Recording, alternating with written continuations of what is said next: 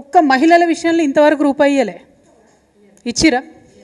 అదే అక్కడ పెద్ద పెద్ద వ్యాపారవేత్తలు బ్యాంకులను మొత్తం లూటీ చేసి లోన్లు ఎగబెడితే 16.5 లక్షల కోట్ల రుణము మాఫీ చేసి, వాళ్ళు ఎక్కువ మంది కూడా లేరు, 15-20 మంది ఉన్నారు అంతే. అదానీలు అంబానీలు ఆ స్థాయిలో ఉన్నోళ్ళు ఒక 15 నుంచి 150 మంది వరకు ఉన్నారు. వాళ్లకు మాఫీ చేసిన రుణము 16.5 లక్షల కోట్లు.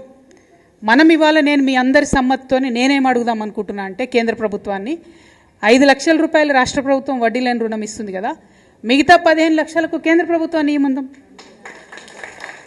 వాజిబే కదా నేను అడిగేది, వాజిబే. ఇప్పుడు ఎక్కువ కూడా కాదు, అది 1500 కోట్లేమో అవుతుంది మొత్తం సంవత్సరానికి. అది కేంద్ర ప్రభుత్వం ఇవ్వచ్చు కదా. నిజంగా ఆడబిడ్డల మీద ప్రేమ ఉంటే, నిజంగా ఏదో చేయాలనుకుంటే ఎందుకు ఇవ్వద్దు కేంద్ర ప్రభుత్వం? ఏమి ఇచ్చింది మనకి ఇప్పటివరకు మహిళలకు కేంద్ర ప్రభుత్వం? డైరెక్ట్ ఏమని ఇచ్చిందా? మళ్ళీ నిన్న కూడా గ్యాస్ సిలిండర్ ధర 50 రూపాయలు పెంచేసారు, అవునా కదా? ఎందుకు పెంచుతారో అర్థమవుతలేదు. అక్కడనేమో ఇంటర్నేషనల్ మార్కెట్లో రేట్లు తగ్గుతున్నాయి, వీళ్ళేమో పెంచుతున్నారు. ఎందుకు పెంచుతున్నారంటే మా మోడీ ఇంత గొప్పోడు అంత గొప్పోడు అంటారు. ఎంత గొప్పోడైతే మాకేంది భయ్, ఇంటికి 50 రూపాయలు పెన్షన్ మాకు టెన్షన్ పెడుతురు కదా.